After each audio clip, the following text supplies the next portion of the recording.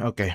I think it's finally time to talk about the RG Rotate. It's been about a week now since I got it on my hands and I've thoroughly tested it. Since it's a fairly new device, let's talk about specs. There might not be a lot of people that know about what this thing actually is. So the RG Rotate is a unique retro handheld that features a swivel screen design. Think early 2000s sidekick phone, something like that. It's powered by the Unisoc Tiger T618 processor, which might be familiar with you if you had the Retro Pocket 3 Plus back in the day. The screen on this thing is also very unique. It's a 1:1 aspect ratio screen and it runs Android 12. There's two versions of this handheld. The one I have is the polar black, I think is what they call it, plastic body, and then there's also a full aluminum design. That's the version you usually see on the viral TikToks and stuff. For memory and storage, we have 3 GB of RAM and 32 GB of internal storage. That's not a lot, but I think that's enough for you to get by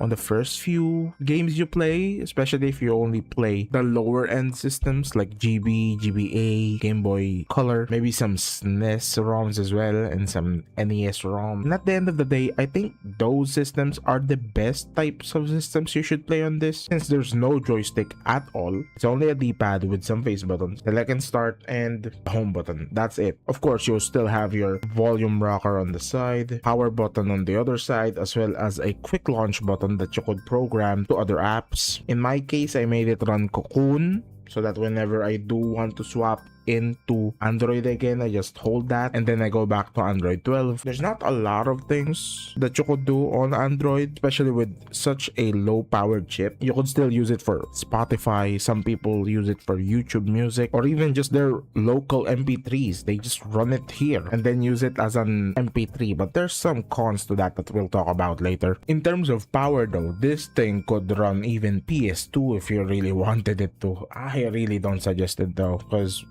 like I said, there's no joysticks. How are you gonna play PS2 without joysticks, man? There's some weird stuff in here, like an AI app. I don't think that's the first owner's fault, because even if you did reset it, which I did, the app was still there. It's got Wi-Fi 5 and Bluetooth 5, a bit lower in terms of standard in today's world, but it'll do. And 2000 mAh battery. I don't know why they decided on that number. I feel like they could have made that a bit bigger, especially with how chunky it is when you look at it from the side, but I guess that's all they could fit on there. That's not gonna be very good, especially since it's an Android handheld, but we'll talk about that later. When I first got this device, I was very excited. You have to keep in mind that this would be my first handheld emulator in almost a year. The last one I had was a TrimUI brick, the plastic version. I actually just got this TrimUI brick hammer. Keep an eye out on the channel for a review of this one. Here is a size comparison. As you can see, it's quite a bit larger than the TrimUI brick hammer, but when you fold it down, the size difference is not that much. Yeah, both of them are very pocketable, but I think I prefer this one for a few things. First off, the TrimUI brick hammer is very sexy, but again, it's metal and it's very heavy. This one's quite a bit lighter. That might not be the case for the silver one, but for the plastic one, very much lighter. Another reason is that this is so Game Boy. Whenever somebody looks at me and they see me playing this one, it's not like I'm gonna get embarrassed or anything, but it's obviously a Game Boy. Like, that's a Game Boy if I've ever seen one. I've brought this RG Rotate outside. It's not so obvious that it's a gaming device as the TrimUI brick. When you look at it from far away, it's like, oh, is that like a clock? What is that, a small phone? And it's such a conversation starter to other people. I've started quite a few conversations because of this device. They're gonna be asking like, what's that? What do you use that for? And then you just flip it up. Call me a LARPer or whatever, but it's cool. That feels amazing. That's one thing I haven't talked about. Fidgeting aspect of the RG Rotate should not be underestimated. Just the act alone of flipping the device gives me a sense of satisfaction that I don't really experience in other handhelds other than maybe the DS Lite. The RG Slide, I've seen videos of that. Maybe I'm gonna get the same satisfaction as that, but I don't know. It's just a bit bulky, thicker than a Nintendo Switch. I don't have it here, but I have seen it on some game stores and it's a lot thicker than the Nintendo Switch. I have a list on my phone of the different pros and cons I encountered while using this device throughout the week. Let me pull it up. Since I've been glazing it a bit too much, I wanted to point out some of the things I didn't really like about this device. One of the reasons that I didn't really like it at first was it's a lot of moving parts, and when there's a lot of moving parts, the chances of failure of the device is a lot higher than, shall we say, just one whole brick like the RimUI brick. It's gonna be inevitable that this device is gonna get destroyed by the hinge at some point in time. It's not gonna be in 2 years, it's not gonna be in 10 years, we'll never know, but it will get destroyed. That is a certainty. There's only a limited number of flips that you could do on this device before the hinge just completely lags out. And don't get me wrong, that's a problem with all moving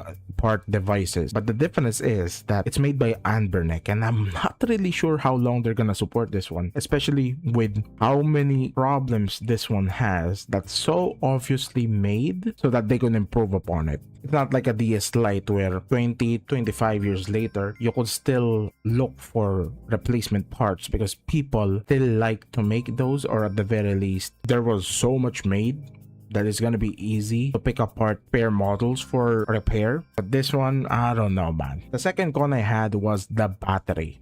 Now this one is a double-edged sword. It's only 2000 mAh. Do you say mAh or milliamperes per hour? I don't freaking know. And on one side, that makes the device very fast to charge. It needs less than an hour to charge from 0 to 100. That's from my experience at least, and that's on a 45-watt charger. But because it's only 2000 mAh, it also has terrible battery life if you're playing anything other than Game Boy Advanced, Game Boy, or Game Boy Color games. I think the last time I tested the battery life was on a GBA game, and I think it took 4 hours or 4.5 hours before it gave out from 0 to 100, which isn't bad, but that's just a GBA game. But that's 2000 mAh for you, so you can't really expect much. Because of its Androidiness, it consumes a lot more battery life. With Google Play Store, Google Play services turned on at all times, you can't really avoid that. Let's get back to the positive side of things. One of the best things, actually I'd even argue that it's the best thing about this device, is that Cocoon supports the RG Rotate. If you guys don't know about Cocoon, it's a front-end system for Android devices. I think it was specifically made for dual screen devices like the Aintor and the RGDS, and it reminds me very much of the 3DS main menu, and it's so good. It has so much features on it. It logs your game time, it even has retro achievements, it scrapes your box art for you, it auto detects what games you have on your ROM folders, it even has Steam support, Discord support, and they're constantly updating it, giving it more features that at this point I don't even feel the Androidiness of this phone. Whenever I open it up, I have it set to the Cocoon launcher. Sometimes I think it's Linux. Whenever you use Android devices as emulation handhelds, it's hard to get immersed in it. I don't have much experience on Android emulation handhelds, but I did have a Lenovo Legion Y700 Gen 3 tablet earlier in the year, which I used for PC emulation and a lot of my retro gaming. I already sold that, so I can't really make a review for that, but one of the main reasons I sold it was that I just can't get over how Android it is, that whenever I did use it for gaming, I always thought about how it's almost the same thing as my phone. I don't know, it's just I can't really differentiate the tablet to the phone, but with this one, even if it is an Android device, I don't feel that at all. To be fair, I've only been using it for a week, but still. Okay, I think it's about time that we talk about its worst aspect, the audio situation. There's two different parts to this situation. The first one is the most obvious one, the speakers on the back. Anbernic, what the are you doing? Look, I get it. You guys need to make concessions so that you could make a better one next time, but this is just way too obvious. I've seen teardown videos of this device. The speaker is this big. You could have made that smaller and put that in the front. You've done that with the RG35XX SP. You've done that with the 34XX SP. I don't know, man. Because at this point, it's just so obvious that they're doing this so that they could make a better version 2. Oh, don't get me wrong, I'm still gonna get the version 2 when it comes out. Like, that's for sure gonna be on my priority list the moment they announce that. But still, man, I don't even want to use the speakers anymore, because whenever I do play games, the person in front of me hears the sounds first before I do. That's not how sounds work, but you get my point. It's shooting away from the user. Like, that's basic common sense. What are you doing? And then the second problem with the audio situation is, oh, would you look at that?